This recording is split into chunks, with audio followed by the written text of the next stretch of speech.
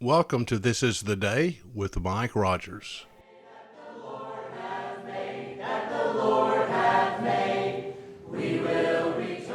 The prophet Isaiah tells us that the earth shall be full of the knowledge of the Lord as the waters cover the sea.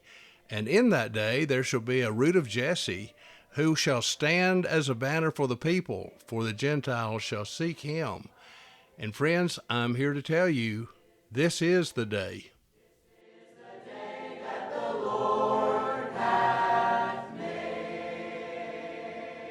Hey everyone, welcome back to This is the Day with Mike Rogers. Today we're diving into one of the most important and most misunderstood teachings of Jesus, the Olivet Discourse. If you've ever felt confused reading Matthew 24, Mark 13, or Luke 21, you're definitely not alone. These chapters are often treated like a puzzle made up of disconnected parts. But what I want to do today is slow things down and look for a better prophetic model, one that actually follows how Jesus presented the message. Let me set the stage a bit.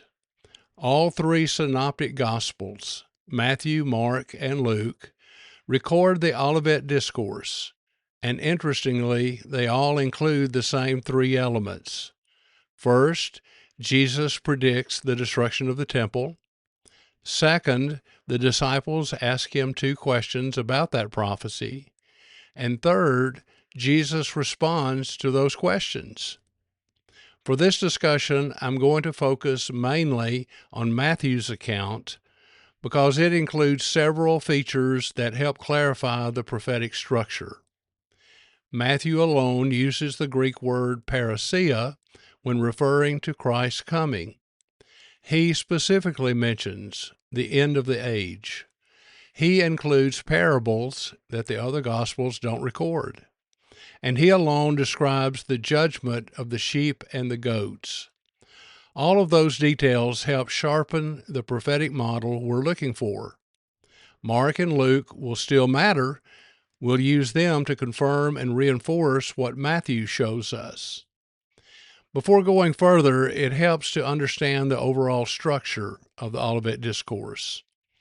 It begins with Jesus predicting the destruction of the temple in Matthew 24, verses 1 and 2. That leads directly to the disciples asking two questions in verse 3. When will these things happen? And what will be the sign that they are about to occur? Jesus answers the sign question first, and he does so in three phases. The first phase includes preliminary signs, false messiahs, wars, famines, earthquakes, persecution, and global gospel proclamation.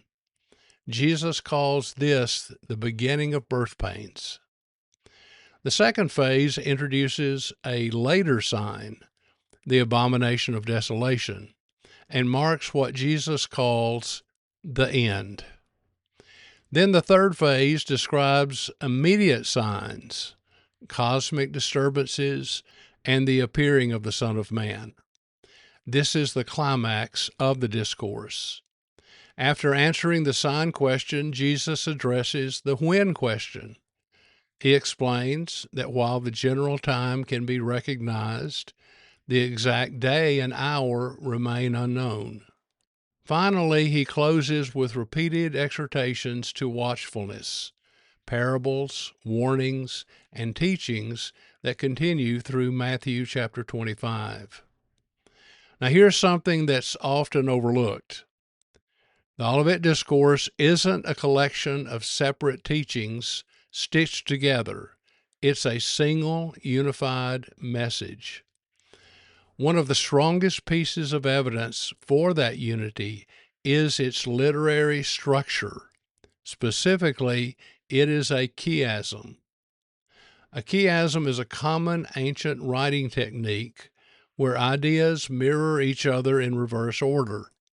Instead of moving in a straight line, the structure forms an X shape. Matthew uses this structure to bind the entire discourse together.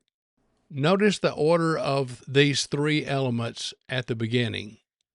Jesus begins with a warning. The disciples should not value the temple too highly because it will be destroyed. The disciples ask, when? They ask, what sign? Now, notice the reverse order of those things. Jesus answers the sign question, then he answers the timing question, and finally he ends with another warning. The disciples must watch and remain alert during the period before the temple falls. These mirrored sections act like strong bands, holding the entire discourse together. I want to emphasize the major takeaways as I move through this passage, both in this podcast and in future ones. I will call them key points. The first one is this: the Olivet Discourse is a unit. One subject controls it from the beginning to end. That unity must guide how we interpret everything Jesus says in this passage. So what is that controlling subject? It's Jesus' prophecy of the destruction of the temple in Jerusalem. Matthew, Mark, and Luke all record nearly identical statements from Jesus. Not one stone would be left standing upon another. This prophecy wasn't made casually. It came during Passion Week, just days before the crucifixion, and it served as a final warning in a long series of judgments Jesus pronounced against Israel's covenant unfaithfulness. In fact, Jesus delivered more than 30 such oracles during his ministry. Jesus stood firmly in the tradition of the Old Testament prophets, announcing divine judgment not merely as a political event, but as a theological one. Good interpretation always begins by asking what the author intended to communicate. The theme of a passage governs the meaning of its words, phrases, and symbols. And in the Olivet Discourse, the theme is clear. Jesus is explaining the coming destruction of the temple and the events connected to it. At this stage, there's no indication that he or the disciples have introduced or will introduce a different subject. So here is key point number 2. The subject of the Olivet Discourse is Jesus' prophecy of the temple's destruction and matters related to that event. Everything flows from that foundation. In the next section, and in our next episode, I'll take a closer look at the 2 questions the disciples asked. Because once we understand exactly what they were asking, much of the confusion surrounding biblical prophecy begins to clear up. Thanks for listening. If this episode helped you, consider sharing it with someone who enjoys Bible studies about prophecy.